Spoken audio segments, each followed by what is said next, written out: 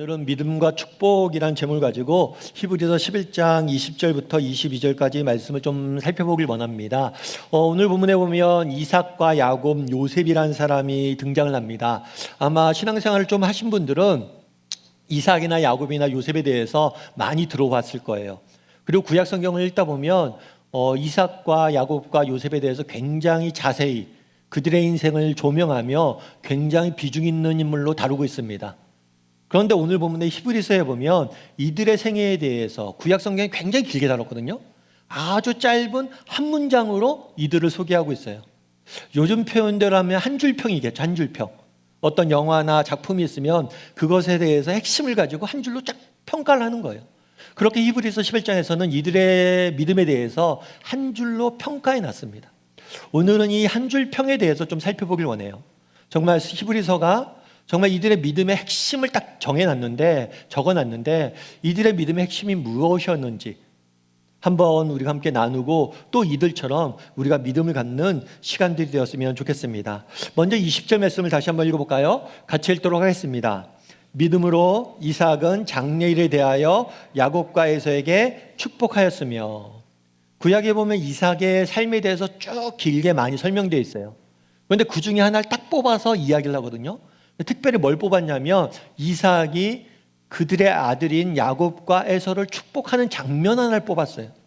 그리고 이 장면이 굉장히 믿음의 행위였다. 믿음으로 축복하였다 이렇게 되어 있거든요. 굉장히 큰 믿음의 행위였다라고 강조하고 있습니다. 그런데 좀 이상하죠? 왜냐하면 제가 아는 목사님 한 분 계세요. 이 목사님이 어머님이 계셨어요. 어머님이 계셨는데 어머님이 좀 병환이 깊어지셨어요. 나이도 들고 그래서. 병환이 깊어져서 조금 병원에서도 오래 못 살 것 같습니다. 사실 것 같습니다. 조금 준비하시면 좋을 것 같습니다. 그런 상태로 굉장히 안 좋아졌어요. 그런데 그렇게 몸이 안 좋은데 이 어머님이 늘 손님이 오거나 누가 오면 늘 하시는 말씀이 있어요. 그게 뭐냐면 우리 손자 이번에 장학금 탔대이 하면서 손자 자랑을 그렇게 하시는 거예요. 참 몸이 아프고 이제 곧 죽음을 맞이하기 직전인데 손자 자랑을 하는 거예요. 그렇죠. 부모는 누구나 자녀가 잘 되길 바랍니다. 정말 자녀가 잘 되길 바라지 않는 부모가 없고요. 자녀가 잘 되면 그게 내게 큰 기쁨이에요. 그러니까 자랑하는 거죠. 그럼 생각해보면 부모는 누구나 자녀가 잘 되길 바라고 자녀를 축복하길 원하는데 이게 믿음과 무슨 관계가 있냐는 거예요. 누구나 자녀가 잘 되길 바라고 자녀를 축복하는데 이게 믿음으로 했다는 것, 도대체 믿음과 무슨 관계가 있냐는 거예요. 이걸 왜 강조해 놨냐는 거예요. 오늘 본문에 보면 뭐라고 되냐면 믿음으로 이삭은 장래에 있을 일에 대해서 축복했다라고 이야기를 해요. 장래에 있을 일, 다르게 말하면 앞으로 일어날 일들에 대해서 축복한 거예요. 그럼 어떻게 이렇게 축복할 수 있을까요? 이 축복의 근거는 뭘까요? 이 축복의 근거는 단순한 바람이 아니에요. 우리 아들이 이랬으면 좋겠다. 우리 아들이 저랬으면 좋겠다. 이런 바람을 갖고 축복한 게 아니에요. 야곱이 이삭이 그들의 아들을 축복한 근거는 뭐냐면 하나님의 말씀이에요. 지난주에 살펴본 것처럼 하나님께서는 아브라함에게 약속을 주셨습니다. 네가 큰 민족을 이룰 것이라는 약속을 주셨고 이 약속은 이삭을 통해서 이루어질 거라는 약속을 주셨어요. 이삭은 이걸 믿었어요. 그래, 아브라함, 내 아버지 아브라함에게 주신 그 약속, 그것이 나를 통해서 이루어질 거야. 내가 큰 민족을 이룰 거야. 이것들을 믿고 또 우리 자녀들 역시 그 약속을 성취하게 될 거야. 우리 자녀들을 통해서 성취하게 될 거야. 그런 하나님의 약속에 대한 믿음을 가지고 축복했기 때문에 이것이 믿음의 행위인 거예요. 그날에 왜 이삭이 야곱과 에서를 축복한 일을 성경은 믿음의 행위로 기록하고 있느냐? 그것은 단순히 부모로서의 인간적인 바람으로 축복한 게 아니라 하나님의 약속을 신실히 믿음으로 축복했기 때문에 이게 믿음의 행위가 되는 거예요. 그런데 오늘 본문에서 주목할 단어가 있어요. 그건 뭐냐면 주목할 게 있어요. 그건 뭐냐면 하나님의 계획은 이삭의 바람과는 달랐다는 거예요. 우리 27장 창세기 27장 30절 말씀을 같이 한번 읽어볼까요? 같이 읽도록 하겠습니다. 이삭이 야곱에게 축복하기를 마침에 야곱이 그의 아버지 이삭 앞에서 나아가자 곧 그의 형 에서가 사냥하여 돌아온지라. 이삭이 원래는 누굴 축복하려고 하냐면 큰형 에서를 축복하려고 했어요. 에서가 자신의 대를 잇길 원했고 에서가 장자로서의 역할을 잘 감당하기 원했고 에서를 더 사랑했어요. 그래서 에서를 축복하려고 했어요. 근데 문제는 뭐냐면 야곱이 아버지 이삭을 속입니다. 그리고 에서가 받아야 될 축복을 대신 받아요, 야곱이. 그래서 얼떨결에 야곱을 축복한 거예요. 그러면 여러분들이 생각해 보세요. 여러분들이 내가 원래는 에서한테 축복하려고 그랬어요. 야곱이 나를 속여서 축복을 받았어요. 그럼 여러분 어떻게 하면 됩니까? 여러분 어떻게 하겠어요? 야, 야곱아, 아니야. 일로 와봐, 야곱아. 너 엉뚱하게 왜 속임 써서 축복받아? 안 돼. 축복을 번복할 수 있어요. 그리고 에서에게 더 큰 축복을 할 수도 있어요. 야곱에게 요만큼 했다면 에서는 이만큼 할 수도 있어요. 그런데 재밌는 것은 이 이삭이 축복을 번복하지 않습니다. 에서를 더 축복하지 않아요. 그 축복을 받아들여요. 왜 그러냐는 거예요. 자신의 인간적인 생각으로는, 인간적인 정으로는, 인간적인 마음으로는 에서가 잘 됐으면 좋겠어요. 그런데 하나님의 계획은 거기에 있지 않아요. 하나님의 계획은 야곱을 통해서 그 민족을 이루어가는 것에 있었음을 알게 된 거예요. 그래서 그것을 뭘 한 거예요? 받아들인 거예요. 그날에 왜 이삭이 자녀들 축복한 게 믿음의 행위였냐? 분명 우리가 이 땅을 살다 보면 나의 뜻과 계획, 나의 바람, 이것과 하나님의 계획이 다를 때가 있어요. 그럴 때라도 나의 바람들, 내가 원하는 것들, 내가 하고 싶은 것들 내려놓고 하나님의 계획을 신뢰할 수 있는 것, 이것이 믿음이라는 거예요. 여러분, 이 땅을 살다 보면 우리는 A를 원합니다. A라는 길로 가고 싶어요. 그런데 하나님께서 우리에게 B를 주실 때가 있고 B라는 길로 인도할 때가 있어요. 정말 그럴 때라도 하나님의 계획을, 하나님의 지혜를, 하나님의 선하심을 신뢰할 줄 아는 것, 그것이 믿음이라는 거예요. 그래서 그날에 이삭이 축복한 이야기들을 성경은 믿음의 행위로 본 거예요. 이삭은 정말 자신의 뜻과 바람과는 달랐지만 하나님의 계획을 믿고 야곱에 내려진 축복을 받아들이기로 한 겁니다. 우리도 마찬가지란 거죠. 우리도 정말 이 땅을 살다 보면 내가 계획했던 것들, 내가 원하는 것들, 내가 바라는 것들이 정말 안 이루어질 때가 있어요. 전혀 우리 인생을 엉뚱한 길로 하나님이 인도하실 때가 있어요. 그럴 때라도 하나님의 계획을 신뢰해야 된다는 거예요. 예전에 슈가맨이라는 프로그램이 한때 TV 프로그램이 있었던 적이 있어요. 지금은 안 하는 것 같아요. 저도 이제 한번 보긴 봤는데 이 프로그램은 뭐냐면 한때 유행했다가 갑자기 사라진 가수들이 있어요. 이 가수들을 찾아서 이들의 노래를 소개하고 이 가수를 소개하는 거예요. 그동안 왜 안 나왔습니까? TV에 이런 것을 물어보는 거죠. 그런데 한 번은 에스더라는 가수가 나왔어요. 에스더, 이름 자체가 믿는 사람일까요? 아닐까요? 이름 자체가 믿는 사람 같죠. 에스더라는 가수가 나왔어요. 그래서 가수한테 물어봤어요. MC가. 아니 왜 갑자기 그렇게 인기를 끌다가 갑자기 사라졌냐고. 그랬더니 그 사람이 그런 얘기를 하더라고요. 자기가 어린 시절부터 가수가 되고 싶었대요. 근데 그 꿈이 너무 빨리 이루어진 거예요. 빨리 이루어지다 보니까 갑자기 오히려 음악이 싫어지고 방송이 싫어지기 시작했대요. 그러다가 낮에는 게임 중독, 밤에는 술 중독, 그렇게 인생을 낭비한 거예요. 심지어 나중에 삶의 의지마저 잃어버렸어요. 그래서 바닷가에 가서 스스로 목숨을 끊으려고 자살을 시도한 거예요. 그래서 바다에서 자기가 죽으려고 하는데 때마침 그곳에 있던 노숙자, 집 없이 헤매는 사람이 자기를 구해준 거예요. 그러면서 그 노숙자가 그런 얘기를 했대, 자기한테. 아니 나 같은 사람도 사는데 왜 젊은 사람이 이렇게 죽으려고 하냐고. 그 이야기를 듣고 충격을 받았대요. 그래서 그때부터 다시 교회에 나가기 시작하고 다시 신앙생활을 시작하고 제대로 인생을 살아야지 라고 생각을 했대요. 그러면서 자기가 한 번은 노숙자들 위문 공연을 갔대요. 노숙자들을 모아놓고 노래를 하는 거죠. 위문 공연을 가서 그 얘기를 했대요. 내가 원래 죽으려고 했는데 당신 같은 분들이 그러니까 노숙자 한 분이 저를 구해줬습니다. 어쩌면 여러분들은 저의 생명의 은인입니다. 이렇게 이야기하면서 노래를 했대요. 자기 이야기를 하면서 위로하고. 그러면서 자기가 그렇게 다시 자살하려다 다시 살아나서 노래를 할 때는 이전과 달라진 점이 있다고 그러더라고요. 그건 뭐냐면 이전에 내가 노래할 때는 다른 사람의 사랑과 관심을 받기 위해서 노래를 했대요. 그런데 내가 이제는 노래할 때 노숙자들을 위로하기 위해서 노래한다. 그래서 노래라는 개념 자체가 바뀌었다는 거예요. 내가 사랑과 관심을 받기 위해서 노래했다면 이제부터 누군가를 위로하기 위해서 노래하고 있다고. 그래서 방송에 안 나와도 나는 여전히 노래하고 있다고 그 얘기를 하더라고요. 제가 참 그 얘기 듣고 감동이 되더라고요. 여러분, 어쩌면 우리의 생각은 뭐예요? 빨리 성공하고 싶고 빨리 이루고 싶고 빨리 가고 싶어요. 그런데 내가 빨리 가봤는데 없더라는 거예요. 거기 오히려 음악이 싫어졌다는 거예요.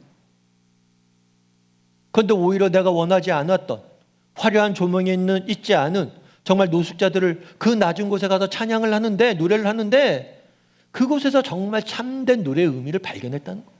삶의 가치를 발견했다는 거예요. 우리도 마찬가지란 거죠. 내가 원하는 길이 있습니다. 편한 길이 있고 빠른 길이 있고 빨리 성공하고 빨리 이름을 날리고 빨리 얻고 사랑받고 관심받고, 그런데 때로는 그 길로 인도하지 않으세요. 하지만 그 길의 끝에서 어쩌면 우리는 참된 인생의 의미와 가치를 발견할 수 있다는 거예요. 그래서 하나님께서 우리와 생각과 바람과는 다른 길로 인도하시는 거예요. 믿음이란 뭡니까? 정말 인생을 살다 보면 나의 계획과 바람, 그게 나쁜 게 아니에요. 그런 것들이 있어야 돼요. 하지만 그런데 때로는 우리의 계획과 바람과는 다른 길로 하나님이 우리를 인도하실 때도 있습니다. 그럴 때라도 하나님의 계획을 신뢰하고 하나님의 지혜를 신뢰할 줄 아는 것, 그것이 바로 믿음이에요. 바라기는 우리 다음의 식구들이 하나님 앞에서 이런 믿음이 있었으면 좋겠습니다. 정말 하나님의 어떤 형편, 어떤 상황 속에서 하나님의 계획을 신뢰할 줄 아는 사람이 되었으면 좋겠어요. 그랬을 때 하나님께서 우리 삶을 통해서 일하실 줄 믿습니다. 우리 21절 말씀을 두 번째로 한번 살펴볼까요? 같이 읽도록 하겠습니다. 믿음으로 야곱은 죽을 때에 야곱의 각 아들에게 축복하고 그 지팡이 머리에 의지하여 경배하였으며. 이삭도 자녀들을 축복한 사건을 굉장히 중요시 다룹니다. 근데 야곱도 마찬가지예요. 야곱도 생애가 굉장히 길거든요. 120살을 넘게 살았어요. 온갖 경험을 다 했어요. 그런데 그 수많은 경험 중에서 유독 인생의 마지막 죽기 전에 자녀를 축복하는 사건을 굉장히 중요하게 다루고 있어요. 그럼 왜 이 사건을 중요하게 다루고 이것을 믿음의 행위라고 이야기했느냐? 이것들 이해하기 위해서는 그 당시 정황을 좀 알아야 돼요. 배경을 좀 알아야 돼요. 그 당시 야곱은 어떻게 됐냐면, 원래 야곱이랑 야곱의 가족들은 가나안 땅에 살았습니다. 그런데 가나안 땅에 흉년이 들었어요. 기근이 들었어요. 그래서 먹을 것을 얻기 위해서 애굽에 나그네로 떠돌이로 정처 없이 내려왔어요. 그래서 애굽에서 먹을 것을 구하고 거기서 먹고 살면서 지내고 있었어요. 그러니까 고향을 떠나 집도 없고 머물 공간도 없이 정말 자기 땅 하나 없이 나그네로서 떠돌이로서 살고 있는 거예요. 그러다가 그곳에서 죽은 거예요. 그럼에도 불구하고 야곱은 뭐가 있었어요? 믿음을 잃지 않았어요. 어떤 믿음을 잃지 않았어요? 언젠가 아브라함에게 주셨던, 이삭에게 주셨던 너로 하여금 큰 민족을 이루게 하실 것이다. 우리가 비록 지금은 민족은 고소하고 머무를 집조차 없고 땅조차 없어서 먹을 것이 없어서 구걸하러 다니는 그런 떠돌이 같은 나그네 같은 신세이지만, 언젠가 하나님께서 우리를 통해서, 우리 가문을 통해서 놀라운 일들을 이루실 것이다, 이런 믿음을 가지고 그 자녀들을 축복한 거예요. 다르게 말하면 때로는 하나님의 약속과 이 땅의 현실이 다를 수가 있어요. 하나님은 이런 약속을 주셨어요. 그런데 우리의 현실은 달라요, 약속과. 그럴 때라도 약속을 신뢰하고 믿을 수 있었던 거예요. 성경을 보면 우리 각 사람을 향한 하나님의 선한 계획이 있다라고 이야기를 합니다. 성경을 보면 우리 각 사람 한 사람 한 사람이 무의미하게 어떤 뜻도 없이 허무하게 이 땅에 오지 않았다라고 이야기해요. 우리 모두는 한 사람 한 사람 하나님께 지으셨고 특별한 목적을 갖고 이 땅에 보내셨다고 말합니다. 그런데 이 땅을 살다 보면 그런 것들이 희미해질 때가 있어요. 삶의 현실이 매일 똑같이 반복되는 현실과 정말 의미 없는 무의미한 삶의 연속인 것처럼 느껴질 때가 있어요. 그럴 때라도, 이 현실은 이렇다 할지라도 현실을 넘어선 하나님의 약속을 믿고 신뢰할 수 있어야 된다는 거예요. 야곱은 그런 믿음을 가지고 자녀들을 축복했기 때문에 이것이 믿음의 행위라고 말하는 거예요. 그런데 오늘 본문에 보면 재밌는 표현이 하나 있어요. 그건 뭐냐면 요셉의 각 아들이라는 표현이에요. 요셉의 각 아들. 요셉은, 야곱은 12명의 아들이 있었는데 요셉은 그들 중에 한 명이에요. 그런데 요셉의 아들이라고 그랬잖아요. 그러니까 야곱에게는 손자예요. 야곱이 축복을 했는데 특별히 누구를? 요셉의 아들, 자기의 손자를 축복한 사건을 굉장히 중요시 믿음의 행위로 다루고 있다는 거예요. 그럼 왜 이것들을 이렇게 강조하고 있냐는 거예요. 우리 창세기 48장 14절 말씀을 같이 한번 읽어보면 좋을 것 같아요. 같이 한번 읽어보죠.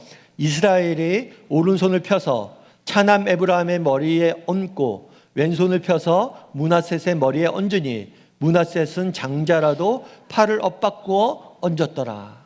무슨 얘기냐면 여기서 이스라엘은 야곱의 이름이에요. 야곱의 또 다른 이름이 이스라엘이에요. 야곱이 그 요셉의 아들을 축복해요. 손자를 축복해요. 그런데 뭐냐면 장자가 므낫셋이에요. 그런데 므낫셋을 왼손으로 축복해요. 그리고 차자가 에브라임이에요. 에브라임을 오른손으로 축복해요. 원래는 장자를 오른손으로 축복해야 돼요. 오른손은 더 큰 걸 의미해요. 그러니까 장자이기 때문에 더 큰 걸 축복하고 장자에게 더 큰 기대를 걸고 장자에게 더 많은 것을 주는 게 정석이에요. 그런데 바꿨어요. 약한 자, 작은 자에게 더 큰 축복을 베푸는 거예요. 그런데 이것은 단순히 야곱만의 문제가 아니에요. 성경의 일관된 가르침이에요.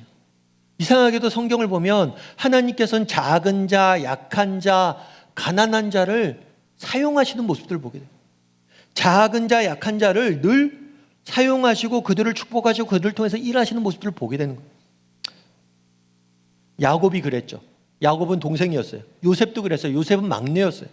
다윗이 그랬어요. 다윗도 막내였어요. 예수님도 그랬죠. 예수님은 갈릴리 출신이었어요. 갈릴리는 정말 촌구석이고 갈릴리에서 뭔 선한 것이 나겠냐 이렇게 이야기했어요. 뿐만 아니라 예수님은 십자가에 죽으셨죠. 죄인으로 죽었어요. 이름도 없이 빛도 없이 죄인으로 죽으셨는데 그 죽음을 하나님은 놀랍게 사용하셨거든요. 성경은 일관되게 작은 자, 약한 자를 하나님이 축복하시고 사용하시는 모습들을 보게 된다는 거예요.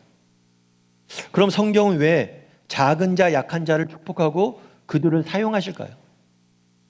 저는 개척하기 전에 국제제자훈련원이라는 곳에 사역을 했어요. 국제제자훈련은 뭐 하는 곳이냐면 목사님들을 모셔다 놓고 제자훈련에 대해서 가르치는, 강의하는 그런 곳이에요. 가르치는 세미나 열고.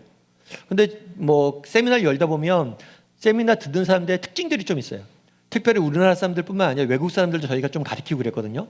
근데 외국 사람들도 좀 특징이 있더라고요. 이게 민족적 특징인지 모르겠는데 일본 사람들은 뭐냐면 1부터 100까지 있잖아요. 내가 100까지 다 알아야지 안다고 생각해요. 그래서 내가 90까지 알잖아요. 그래도 또 들어요. 내가 모른다고 생각하기 때문에. 근데 중국 사람들은 좀 달라요. 중국 사람들 1부터 100까지 있으면 한 50만이 안다고 생각하면 뭐예요? 안 들어요. 자기가 안다고 생각해요. 그래서 우리가 보기에는 저 사람 다 알지도 못하는데 절반밖에 모르는데 자기가 안다고 생각해요. 그런데 참 특이하더라고요. 그런데 보세요. 내가 안다고 생각하면 들어요? 안 들어요? 안 들어요. 여러분, 내가 강하다고 생각하는 사람, 내가 능력이 있다고 생각하는 사람, 내가 무엇인가 갖추었다고 생각하는 사람, 내가 무엇인가 내 힘으로 뭔가를 할 수 있다고 하는 사람, 이런 사람들은 하나님이 그들을 사용하기 굉장히 힘듭니다. 왜냐하면 하나님 말씀을 안 듣죠. 왜냐하면 하나님을 의지하지 않죠. 내가 다 아는데, 내가 혼자 할 수 있는데 왜 하나님을 의지해요? 왜 하나님은 작은 자, 약한 자를 사용하시느냐? 정말 여러분, 오늘 믿음이 있어 우리가 교회에 나오잖아요. 여러분, 정말 우리가 여기에 나온 이유가 뭐예요? 우리는 약한 자, 작은 자의 마음이 있기 때문이에요. 이 세상을 우리의 힘으로 살 수 없다는 걸 알기 때문이에요. 여러분, 지금도 마찬가지로 하나님은 늘 약한 자, 작은 자를 사용하시는 거예요. 그날에 야곱은 손을 바꾸어 축복을 했습니다. 결국에 무슨 얘기냐? 하나님의 방식을 받아들이는 거예요. 하나님은 늘 작은 자, 약한 자를 축복하시고 그들을 통해서 일하시지. 그래서 작은 자에게 더 큰 축복을 내리는 거예요. 믿음이란 뭡니까? 이 땅을 살다 보면 우리는 뭘 부딪히게 되냐면 하나님의 방식과 세상의 방식, 이 두 가지 사이에서 갈등을 하게 돼 있어요. 세상의 방식은 무엇입니까? 강한 자, 정말 화려한 것, 그리고 정말 그런 것들, 지혜로운 자를 사용하시죠. 그것이 그런 강한 자, 화려한 것, 그것들 추구하라고 이야기하죠. 그런데 성경은 뭐라고 얘기해요? 아니라는 거예요. 작고 낮아지고 너희가 섬김을 받기보다는 섬기고 너희가 교만해지기보다는 자기 자랑을 하기보다는 늘 겸손하게 다른 사람을 높이라고 이야기하죠. 왜 야곱의 축복을 그렇게 강조하고 있느냐? 야곱은 세상의 방식이 아니라 하나님의 방식을 따르기로 한 거예요. 약한 자, 작은 자를 사용하시는 그 하나님의 방식을 따르기로 사용해서 손을 엇갈린 거예요. 우리도 마찬가지란 거예요. 여러분, 믿음이 있다는 건 뭐냐는 거예요. 정말 세상이 살아가는 방식이 있죠. 그리고 또 하나님의 방식이 있어요. 그런데 정말 내가 하나님의 방식을 따르는 거예요. 오늘날 예배 드리는 것도 마찬가지죠. 세상 사람들 뭐라고 합니까? 일주일에 한 번 쉬는 날인데 그냥 쉬어. 그리고 오늘 할 일 많잖아. 학원도 가야 되잖아. 교회 빠지고 학원 가. 하나님의 방식은 뭐예요? 정말 너가 그렇게 열심히 사는 것도 중요하지만 정말 우리의 인생의 주인 되신 하나님께 예배하고 그리고 또 세상에 살아야 되지 않겠니? 라고 이야기하는 거예요. 여러분, 믿음이란 무엇입니까? 우리는 이 땅을 살면서 끊임없이 하는 거예요. 부딪히는 거예요. 첫째는 뭐냐? 나의 뜻과 하나님의 바람, 계획. 또 하나는 뭐냐? 세상의 방식과 하나님의 방식. 그럴 때 우리가 늘 뭘 따라야 돼요? 하나님의 방식을 따라야 된다는 거예요. 특별히 오늘 본문에 나온 것처럼 작은 자, 약한 자를 사용하시는 하나님의 방식을 좀 따를 줄 알아야 된다는 거예요. 디트리 보네포라는 목사님이 계세요. 이 목사님은 언제 사역했냐면 2차 세계대전 당시에 활동했던 목사님이세요. 독일 목사님이세요. 그 당시에 독일은 나치가 독일 전역을 지배했습니다. 나치의 광기가 독일을 지배했어요. 그런데 독일 사람으로서 나치에 저항을 했던 몇 안 되는 인물이에요. 나치는 잘못됐다. 저항을 하고 결국에는 나치에게 잘못 보여서 38살 때 나치의 처형을 당하게 됩니다. 그럼 어떻게 그 힘든 시기에 정말 나치와 맞서 싸울 수 있었냐는 거예요. 이분이 책에서 뭐라고 얘기하냐면 이렇게 이야기해요. 위기의 때마다 하나님께서 우리에게 필요한 만큼 능력을 주실 것이라고 믿는다. 하지만 그 능력을 미리 주시지 않는데 그래야 우리가 자신을 믿지 않고 오직 그분을 의지할 수 있기 때문이다. 이런 그분의 깊은 뜻을 믿을 때 우리는 미래에 대한 모든 불안을 극복할 수 있다. 어떻게 이길 수 있었냐는 거예요. 내 힘이나 내 능력, 내 의지가 아니었다는 거예요. 하나님을 의지할 수 있었던 그것. 특별히 하나님을 의지했을 때 하나님이 주시는 능력으로 이길 수 있었다는 거예요. 재밌는 표현은 그거죠. 능력을 미리 주지 않는다는 거예요. 왜요? 우리가 그분을 의지할 수 있기 때문에. 늘 가난한 마음을 갖게 하기 위해서, 약한 마음을 갖게 하기 위해서, 작은 마음을 갖게 하기 위해서 늘 우리로 하여금 능력을 미리 주지 않는다는 거예요. 필요한 때에만 주신다는 거예요. 그러면서 이 보네포 목사님이 38대 처형됐는데 이 목사님이 처형된 걸 옆에서 지켜본 의사가 그런 이야기를 했어요. 보네포 목사가 죄수복을 벗기 전에 바닥에 무릎을 꿇고 자신의 주 하나님께 진심으로 기도하는 모습을 보았다. 나는 이 신비한 힘을 지닌 사람이 기도하는 방식을 보고 가장 깊은 감명을 받았다.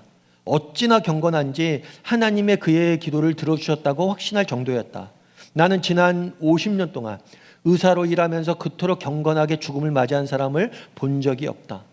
죽기 전에 마지막 죄수복을 벗고 기도하는데 그 기도하는 모습이 너무나 감동적이었다는 거예요. 신비한 힘을 지닌 사람이었다는 거예요.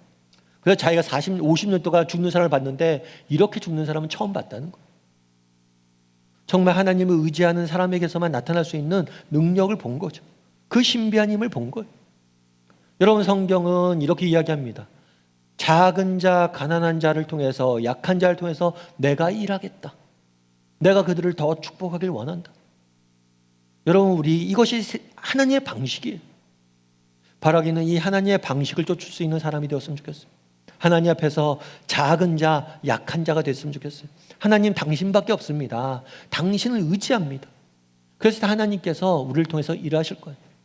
바라기는 우리 다음의 식구들이 세상을 살다 보면 늘 고민일 거예요. 세상의 방식과 하나님의 방식. 하나님의 방식을 따르길 원해요. 물론 그게 힘들고 어렵게 느껴질 수 있습니다. 하지만 그곳에 정말 신비한 하나님의 능력과 은혜가 있어요.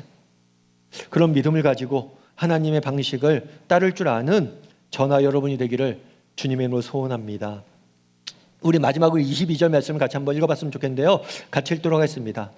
믿음으로 요셉은 임종시에 이스라엘 자손들이 떠날 것을 말하고 또 자기 뼈를 위하여 명하였으며.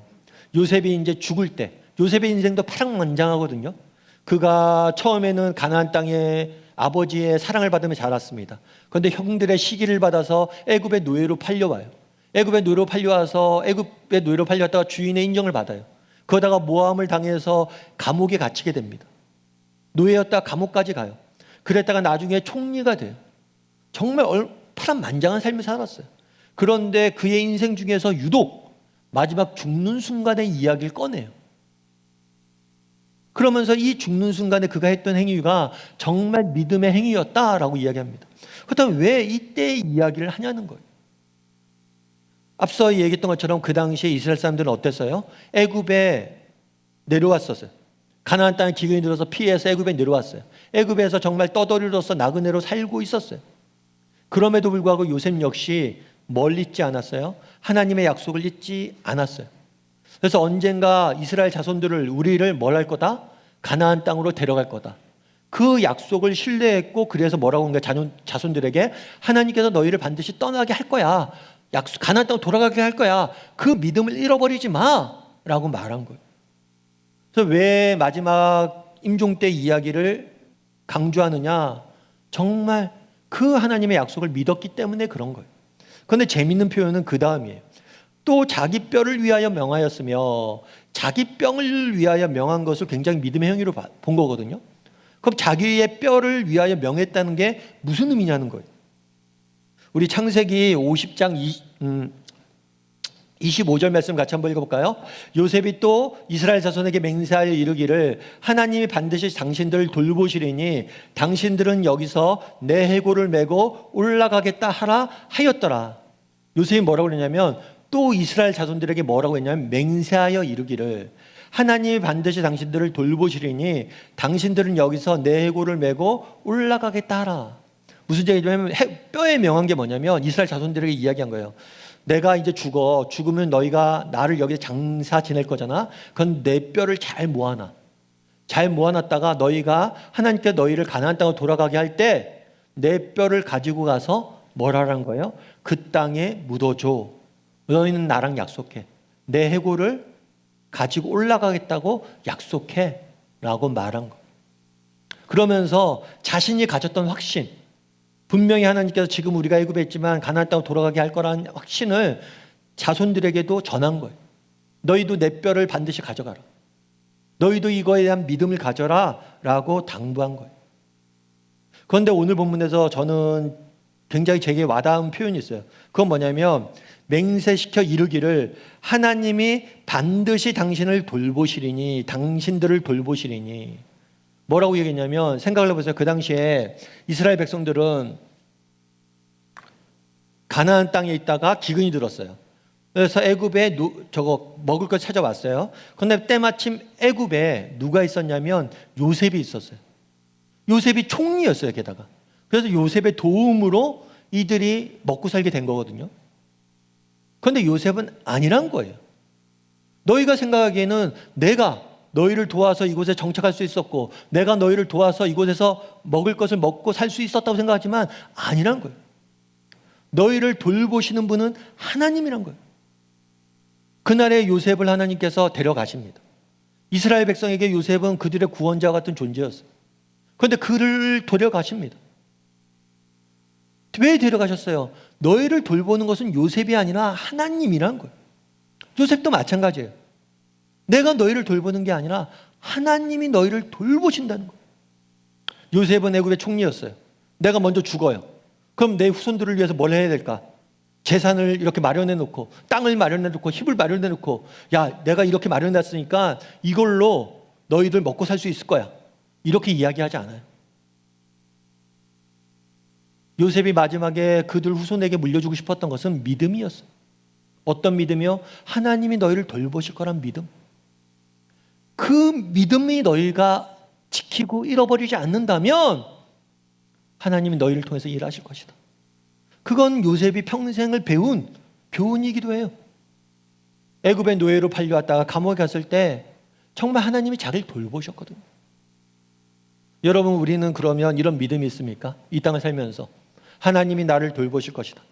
내가 가진 재물, 내가 가진 학력, 내가 가진 능력, 내가 가진 직업적 그런 커리어, 내 주변에 있는 네트워크 이런 것들이 아니라 내 인생을 지키고 돌보시는 사람은 오직 하나님뿐이시다. 이런 고백이 있냐는 거예요. 그리고 우리 후손들에게 그걸 물려주고 있냐는 거예요. 얘들아 내가 너희에게 정말 물려주고 싶은 것은 이거야. 믿음. 하나님이 너희를 돌보실 거란 믿음. 재물, 이런 거 너희 못 지켜. 땅 이런 것들이 너희를 보존하지 못해. 권력 이런 것들이 너희를 지켜주지 않아. 오직 믿음만이, 하나님만이 너희를 지켜줄 수 있어. 우리는 정말 그것들을 믿고 하나님만이 우리 인생을 지키고 우리를 돌보시는 분이심을 믿고 그것들을 우리 자녀들에게 물려주기 위해서 말할 수 있는 사람이냐는 거예요.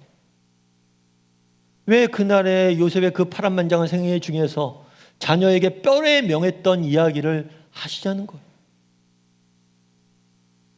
여러분, 하나님만이 우리를 돌보십니다. 그런 믿음을 가졌으면 좋겠어요.